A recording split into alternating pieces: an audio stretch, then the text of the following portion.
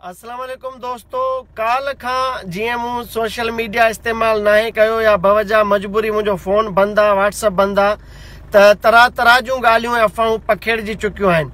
ऐं तासुर इहो पियो ॾिनो वञे त शायदि मां को अगवा थी वियो आहियां, को खंभियो वियो आहे या कंहिं मूंखे ज़ोरी किथे बंदि कयो आहे। हक़ीक़त इहा आहे त जेका शाह लतीफ़ पुलिस आहे उन हिकिड़ी फेक FIR जी आड़ वठी मुंहिंजी गिरफ़्तारी लाइ बार बार कोशिशूं कयूं आहिनि।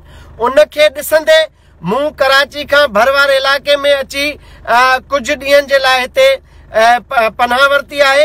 ऐं इहा साज़िश आहे, पैसा वठी करे पुलिस हिकु त कूड़ी FIR दाख़िल कई, ॿियो वरी पुलिस शाह लतीफ़ समूरा कमु छॾे 5 खां 6 मोबाइलूं मुंहिंजे कढ लाहे छॾियूं आहिनि ऐं मुंहिंजे घर वारनि खे तंग कयो पियो वञे। घर ते हिकु ॾींहं में 2 रेड थिया आहिनि। अफ़साम अफ़ाम खे हरास कयो पियो वञे। मुंहिंजी वाइफ सां बदतमीज़ी कई वई आहे।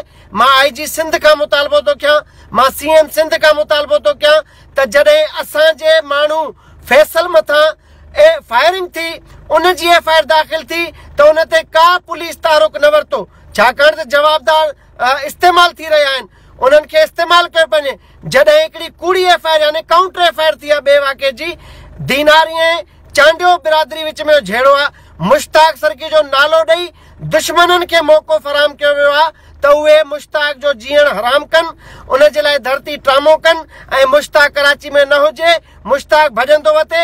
जीअं इन FIR खां पोइ ॿियूं जेके FIR आहिनि जिन में मां अञा ताईं ज़मानत न वरिती, छाकाणि त ख़ातिरी कराई वई आहे त उन मां चालान मां नाला मुंहिंजा कढिया वेंदा। ऐं इन जी आड़ वठी काल खां वठी ट्रामो बणाई वई आहे ज़मीन मुंहिंजे लाइ। त सिंध वासियुनि खे मां अपील थो कयां त इन्हनि मामलनि ते नज़र रखो।